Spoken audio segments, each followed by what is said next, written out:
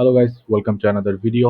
আজকের ভিডিওতে আমি আলোচনা করব পাওয়ার পয়েন্ট অ্যালাইনমেন্ট টুল নিয়ে। তো আপনারা দেখতে পাচ্ছেন যে আমার সামনে স্লাইডটির মধ্যে কিছু আইকন দেয়া আছে এবং এই আইকনগুলো এলোমেলো করে সাজানো আছে। তা আমাদেরকে অনেক সময় স্লাইডে ডিজাইন করার সময় কিছু অ্যালাইনমেন্ট ফলো করতে হয়। যেমন কিছু আছে সবগুলা বাম পাশে থাকবে সিরিয়ালি, কিছু থাকবে মাঝখান বরাবর সিরিয়ালি এবং ডিস্টেন্সগুলো ঠিকঠাকভাবে মেনটেন করতে হয়। তা আমরা চাইলে এগুলো ম্যানুয়ালি করতে পারি। ঠিক আছে, যেমন আমি করছি এখন। বাট এগুলাতে যেটা প্রবলেম হয়, ঠিকভাবে সবকিছু মাঝখানে যে গ্যাপগুলো রয়েছে সেই গ্যাপগুলো কিন্তু ঠিকভাবে সব জায়গায় পড়ে না এবং প্রথমটার এই পাশে যে যতটুকু গ্যাপ, লাস্টের এতটুকু পাশে সেই পরিমাণ গ্যাপ পড়ে না। তো আর এরকম কিন্তু স্লাইড আমাদের কাছে দু তিনটা থাকবে না। রিয়েল টাইমে কিন্তু আমাদের সামনে স্লাইডের মধ্যে অনেক রকমের স্লাইড থাকতে পারে, প্রায় 50-60টা থাকতে পারে। তখন কিন্তু এর প্রত্যেকটা হাতে হাতে করা কিন্তু পসিবল না। তো সেটার জন্য আমরা ইউজ করি অ্যালাইনমেন্ট টুল। তো অ্যালাইনমেন্ট টুল যে কাজটি করবে সেটা হচ্ছে সবগুলাকে সেম ডিস্টেন্সে রাখবে এবং এই যে স্লাইডের বাম পাশের যে ডিস্টেন্সটা এবং ডান পাশের ডিস্টেন্স সবকিছু সেম ভাবে তারা ম্যানেজ করতে পারবে।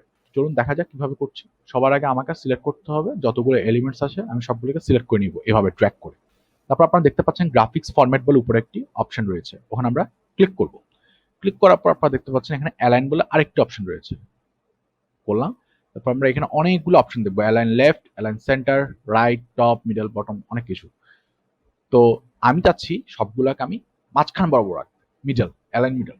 আমি যদি এখন অ্যালাইন মিডল দিই, দেখতে পাচ্ছেন সবগুলো কিন্তু মাঝখান বরাবরই চলে এসেছে।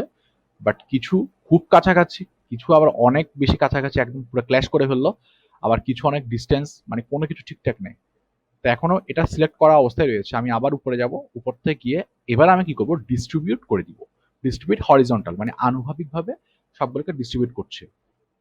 এই যে ডিস্ট্রিবিউট হয়ে গেল, প্রত্যেকটা থেকে প্রত্যেকটা ডিস্টেন্স কিন্তু সেম হয়ে গেল। ঠিক আছে, এবার এই অ্যালাইনমেন্টের মধ্যে আরো দুইটা অপশন রয়েছে। একটাকে বলে অ্যালাইন টু স্লাইড, আরেকটাকে বলে অ্যালাইন সিলেক্টেড অবজেক্টস। এখন অ্যালাইন টু স্লাইড দেয়া আছে, এর মানে হলো আপনারা দেখতে পাচ্ছেন প্রত্যেকটার মাঝে তো ডিস্টেন্স ঠিকই রয়েছে, প্লাস বাম পাশে স্লাইডের শেষ প্রান্ত থেকে প্রথম অবজেক্টের যে ডিস্টেন্স, স্লাইডের লাস্ট প্রান্ত থেকে সে ডিস্টেন্সটাও সেম এই এলিমেন্টের সব থেকে রাইটে যে অবজেক্টটি রয়েছে সে অবজেক্টটি থেকে। তো এখন আমাদের অনেক সময় এরকম হতে পারে যে আমার প্রথম এলিমেন্টটাকে একটু এদিকে রাখবো আর লাস্ট এলিমেন্টটাকে একটু এ সাইডে রাখবো, কিন্তু এখন এই অবস্থায় আমাকে চেঞ্জ করতে হবে, অ্যালাইনমেন্টে ঠিক রাখতে হবে। এখনো কিন্তু আমার ডিস্টেন্সটা সেম রাখা উচিত, যেমন এখানে একটু বেশি হয়ে গেছে, এখানে একটু কম হয়ে গেছে। এই অবস্থায় আমি কি করব, সেক্ষেত্রে যে কাজটি করতে হবে, আমি সবার আগে এটা পুরোটাকে মার্ক করে নিব। পুরো, হ্যাঁ হয়ে গেল। তারপর আবার অ্যালাইনে আসবো। এবার আমি অ্যালাইন সিলেক্ট অবজেক্টস দিব। অবজেক্টস দেওয়ার পর এবার যদি আমি ডিস্ট্রিবিউট হরিজন্টাল দিই, তাহলে দেখতে পাচ্ছেন সবকিছু কিন্তু এই দুইটার মাঝে যা কিছু হবে ডিস্ট্রিবিউট কিন্তু শুধুমাত্র এই দুইটার মাঝেই হবে।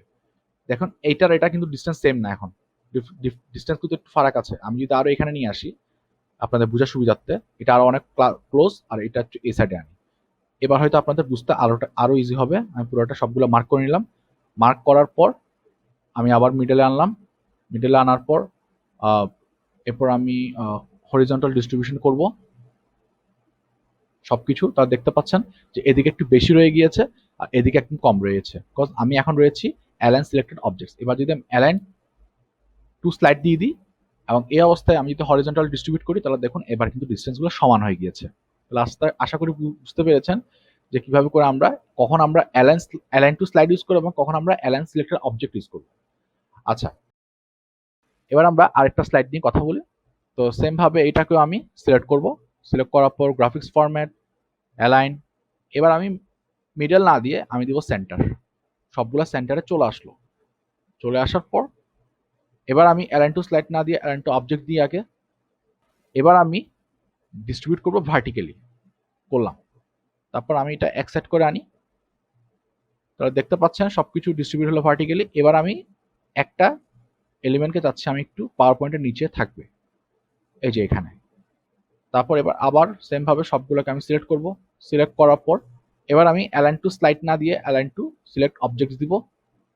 তারপর সেম ভাবে আবার ভার্টিক্যালি দিব। তাহলে দেখতে পাচ্ছেন যে শুধুমাত্র এই প্রথম এবং লাস্ট এই দুইটার মাঝে যা যে কিছু আছে সেগুলোকে ওরা চেঞ্জ করে একটু নিচের দিকে নামিয়ে দিল। আমাকে আর ম্যানুয়ালি কোনো কাজ করতে হলো না। এরকম আমাদের সামনে অনেকগুলো স্লাইডস থাকতে পারে, অনেকগুলো আইকন থাকতে পারে। আমরা চাইলে আমাদের নিজেদের পছন্দ মতো অ্যালাইনমেন্টগুলো বেছে নিতে পারি। তো এটাও আমি মিডল করলাম। মিডল করার পর আমি এটা এই অবস্থায় আছে। এবার আমি একটু চেঞ্জ করে নিই এই জিনিসটাকে, একটু এই সাইডে রাখলাম। এবার আমি আবারও অ্যালাইনমেন্টে যাব। যাওয়ার পর হরিজন্টালি ডিস্ট্রিবিউট করব। তাহলে দেখতে পাচ্ছেন সবগুলো কিন্তু সেম ডিস্টেন্সে রয়েছে, বাট এখানে যে ডিস্টেন্সটা এখানে তার থেকে অনেক বেশি ডিস্টেন্স। সেই ডিস্টেন্সটাকে আমি একটু কমানোর জন্য অ্যালাইন টু স্লাইড দিব, তারপর অ্যালাইন টু হরিজন্টাল দিব।